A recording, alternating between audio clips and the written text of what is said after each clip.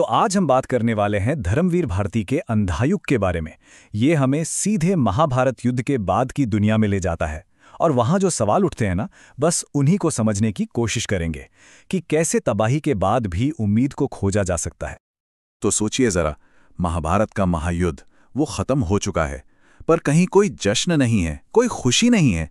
चारों तरफ बस तबाही है, दुख है और एक अजीब सी गहरी खामोशी। मतलब माहौल पूरा निराशा से भरा हुआ है। और इसी सन्नाटे के बीच जो लोग बच गए हैं, उनके दिमाग में एक बहुत ही डरावना सवाल उठता है। और ये सवाल सिर्फ हार या जीत का नहीं है, नहीं, ये तो उनके अपने वजूद पर, उनके विश्वास पर, सब पर एक बड़ा सा सवालिया निशान लगा देता है। तो अब हम कहानी के उस हिस्से में चल रहे हैं जहां भगवान की मृत्यु के बाद एक गहरा अविश्वास और अलग अलग तरह की बातें सामने आती हैं। और ये वो बातें हैं जो हर किसी के भरोसे को, उनकी आस्था को जड़ से हिला देती हैं।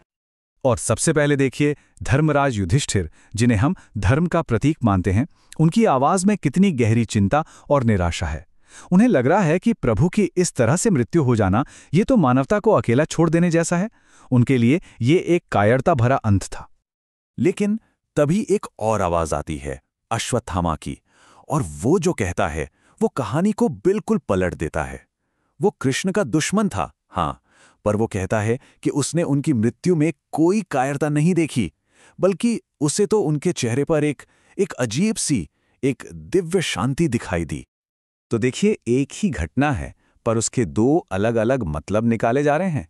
एक तरफ युधिष्ठिर की निराशा है, उनका नजरिया, और दूसरी तरफ अश्वत्थामा है, जिसने जो देखा वो बता रहा है। और बस यहीं इस कहानी का असली तनाव शुरू होता है। सच क्या है आखिर? तो चलिए अब आगे देखते हैं कि कैसे एक नया आइडिया, एक नया कॉन्सेप्ट इस पूरी कहानी को एक एंड से एक नई शुरुआत में बदल देता है। और ये तब होता है जब एक बूढ़ा किरदार, एक वृद्ध, प्रभु के आखिरी शब्द बताता है। वो कहता है कि प्रभु ने कहा था, ये मौत नहीं है, ये तो सिर्फ रूपांतरण है। रूपांतरण यानी एक रूप से दूसरे रूप में बदल जाना। तो ये रूपांतरण क्या है आखिर? मतलब क्या है इसका?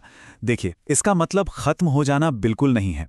इसका मतलब है कि वो जो ऊर्जा थी, वो जो जिम्मेदारी थी, वो बस एक नए रूप में ढल गई है। और सच कहूं तो यही इस पूरी बात का सबसे जरूरी हिस्सा है। तो फिर सवाल ये उठता है कि ये रूपांतरण आखिर है क्या? प्रभु का वो अंश, वो दिव्य हिस्सा, वो अब कहाँ है? आइए अब इस संदेश को जरा और गहराई से समझते हैं। देखिए, प्रभु का संदेश इस कड़वी सच्चाई को मानता है कि दुनिया में अंधेरा, निराशा, तबाही, ये सब हमेशा रहेगा। उनका एक हिस्सा इसी तरह निष्क्रिय, टूटा फूटा हमेशा मौजूद रहेगा। पर कहानी यहां खत्म नहीं होती। ये तो सिर्फ एक हिस्सा है। उस अंधेरे के साथ साथ एक उम्मीद भी है। प्रभु का जो दूसरा हिस्सा है, जो जिम्मेदारियों वाला है, जो बनाने वाला है, वो खत्म नहीं हुआ है। और वो कहाँ है? संदेश ये है कि वो दिव्य शक्ति अब किसी भगवान की मूर्ति में नहीं, बल्कि हर इंसान के मन में है, उसके अंदर है। अब वही शक्ति हमें हर मुश्किल से लड़ने और तबाही के बाद भी कुछ नया बनाने का हौसला देगी। और ये शक्ति कोई जादू नहीं है, कोई रहस्य नहीं है। ये तो हमारे रोजमर्रा के, हमारे इंसानी गुणों में ही दिखती है। जब हम हिम्मत दिखाते हैं, जब हम बिना डरे कोई काम करते हैं, जब हम किसी के लिए प्यार महसूस करते हैं, ममता दिखाते हैं, बस उन्हीं पलों में वो दिव्य जिम्मेदारी फिर से जिंदा हो उठती है। तो ये तो हो गई बड़ी फिलॉसॉफिकल बात, लेकिन अब इसे जरा व्यक्तिगत स्तर पर लेकर आते हैं। एक आम इंसान के लिए इसका क्या मतलब है? हमारी भूमिका क्या है इसमें? और फिर अश्वत्थामा वही सवाल पूछता है जो शायद हम सबके मन में कभी न कभी उठता है कि क्या एक छोटा सा, अधूरा, गलतियां करने वाला इंसान वो भी अपनी जिंदगी में कोई मतलब ढूंढ सकता है? क्या उसकी जिंदगी की भी कोई कीमत है? और जो जवाब आता है ना, वो बस एक शब्द का है, निश्चित ही। और इस एक शब्द में जैसे पूरी कायनात की उम्मीद, पूरा भरोसा सिमट आया है।